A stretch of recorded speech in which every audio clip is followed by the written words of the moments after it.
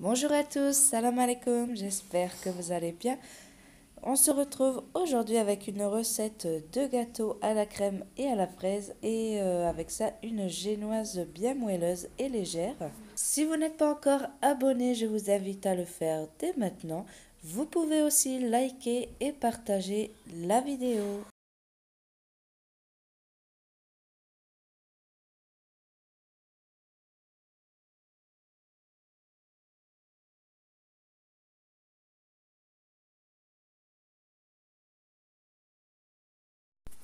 Je vais commencer par la crème chantilly. J'ai mis mon plat, mon fouet et ma crème au congélateur pendant 15 minutes juste avant pour aider ma crème à monter plus vite. Pour la quantité de crème, vous pouvez en faire plus. Vous pouvez faire 40 centilitres. Juste que moi, je ne voulais pas avoir une grosse épaisseur de crème dans le gâteau. Donc, je viens fouetter la crème jusqu'à ce que je vais voir qu'elle commence à monter. Donc, c'est-à-dire que la texture va commencer à changer. Vous voyez déjà des bulles qui apparaissent à l'intérieur.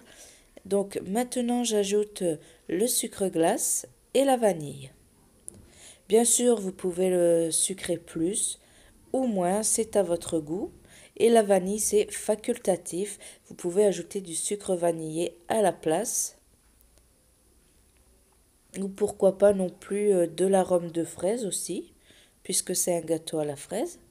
Donc ensuite, je monte ma chantilly, donc bien ferme. Vous voyez, là, elle est bien ferme, elle est bien aérée, bien légère. Ensuite, je vais ajouter les amandes en poudre. Donc les amandes en poudre, ça va vraiment ajouter un meilleur goût à votre crème. Et en plus de ça, ça va lui ajouter une teneur plus ferme. Donc votre crème tiendra mieux. Donc vous voyez, je l'ajoute à la maryse pour pas que ma chantilly tourne en beurre vu que les amandes c'est gras aussi. Donc sinon elle va vite tourner en beurre. Ensuite, je la réserve au frais le temps que je prépare les génoises et que les génoises refroidiront. Donc là, j'ai mélangé les jaunes d'œufs, les blancs d'œufs, je les garde de côté, avec le sucre et l'eau et je vais les faire blanchir jusqu'à ce que j'obtienne euh, un mélange crémeux comme un ruban et l'eau va permettre d'avoir une génoise bien aérée et légère. Vous pouvez aussi réduire un peu le sucre si vous le souhaitez. Donc là, j'obtiens mon ruban et mon mélange est bien blanchi. Je vais ajouter la farine avec la levure. Donc moi, j'ai directement préparé les deux appareils pour mes génoises, donc mes deux génoises d'un coup. Comme là, on n'a pas encore ajouté les blancs d'œufs, donc on peut se permettre de mélanger la farine avec le fouet. Et du coup, on aura un mélange plus épais.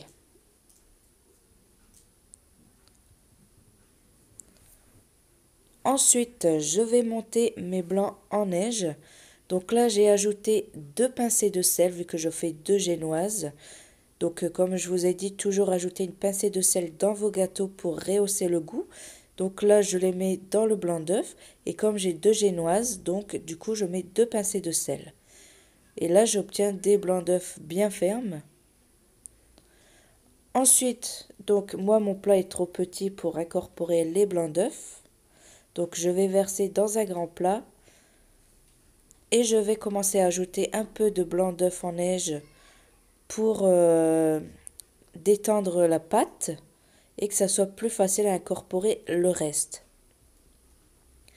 Et ensuite, je vais ajouter tous les blancs d'œufs et je vais faire les mouvements en circulation dans ma pâte pour ne pas casser les blancs d'œufs. Donc évidemment, vous pouvez préparer une pâte à génoise, puis le temps que la première génoise est au four, préparer la seconde pâte. C'est vraiment comme vous le souhaitez. Moi, juste parce que j'ai une préparation à côté aussi, donc le temps que mes génoises vont cuire, je vais m'occuper d'une autre préparation, donc je n'aurai pas le temps de préparer la pâte à génoise pour la deuxième. Et une fois que les blancs en neige sont bien incorporés, je vais préparer donc la plaque pour aller au four. Donc là, j'ai posé une feuille de papier alu sur ma plaque, donc ça sera plus facile pour retirer la génoise par la suite. Et comme j'ai une grande quantité de pâte, donc ce que je fais pour égaliser la pâte, dès que je mets une louche de pâte sur la plaque, je vais mettre une louche de pâte dans un plat. Comme ça, j'aurai la même quantité pour les deux pâtes. Ou tout simplement, si vous faites une génoise par une, vous mettez votre pâte sur la plaque et le temps qu'elle est au four, vous préparez la deuxième.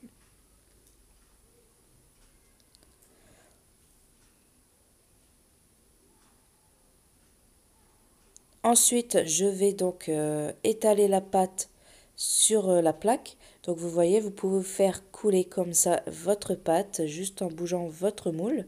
Ou alors, vous pouvez prendre votre maryse. Donc je vous fais voir deux options. Vous prenez votre maryse et vous pouvez, ou une spatule, et vous étalez votre pâte comme ceci, mais délicatement pour pas casser les blancs en neige. Et ensuite, je vais tapoter la plaque contre mon plan de travail pour bien lisser ma pâte sur le dessus. Et ensuite, je vais l'enfourner à 200 degrés pendant 10 à 15 minutes. Tout dépend les fours. Ça cuit super vite. Donc là, moi, j'ai fait dorer, même pas fait dorer, j'ai juste fait roser le dessus pour garder la génoise moelleuse et pas sec. Ensuite, une fois que la deuxième génoise est cuite, je les laisse refroidir. Et une fois refroidie, je vais venir reprendre ma plaque que j'ai utilisée, donc je l'ai nettoyée. Et ensuite, je viens poser une feuille de papier cuisson. Donc ça, c'est pour éviter de découper le plat et que le gâteau colle sur la plaque. Donc quand je découpe au moins après les parts, il n'y aura pas de rayures. Et je vais venir mettre ma crème chantilly avec la poche à douille, donc sans embout vu que c'est juste pour égaliser la pâte partout. Et je vais venir l'étaler après avec la spatule pour lisser le dessus. Et j'ai gardé un petit peu de crème chantilly également pour la fin, pour mettre tout au-dessus du gâteau. Ensuite, j'ai découpé donc 500 g de fraises et j'ai laissé 5 fraises entières de côté pour la décoration. Et je viens mettre mes fraises et ensuite je tapote avec la chantilly, avec la génoise, pardon, pour enfoncer les fraises. Et là, donc, juste, j'avais gardé un peu de chantilly, je vous ai dit. Je vais venir l'étaler. Donc, vous voyez, elle est bien mousseuse, ma chantilly.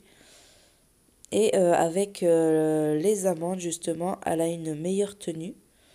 Donc là, c'est juste pour cacher le dessus de la génoise. Même si on va un petit peu à travers, c'est pas grave puisqu'on va venir ajouter du cacao en poudre sur le dessus. Donc là, j'ajoute du cacao en poudre. Vous voyez, donc du coup, la génoise, la couleur de la génoise en dessous, on ne le verra pas du tout. Donc le dessus, c'est vraiment pas pour avoir une crème, c'est surtout pour cacher la génoise. Donc ensuite, je viens découper donc mon gâteau donc en deux dans la longueur.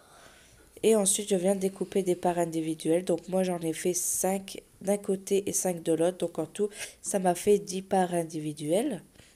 Je viens remettre un peu de cacao pour cacher les endroits que j'ai coupés. Ensuite, je prends des fraises pour le dessus, la décoration. Donc pour chaque part, je vais utiliser la moitié d'une fraise. Et je la recoupe en deux dans la longueur, juste après la pédoncule.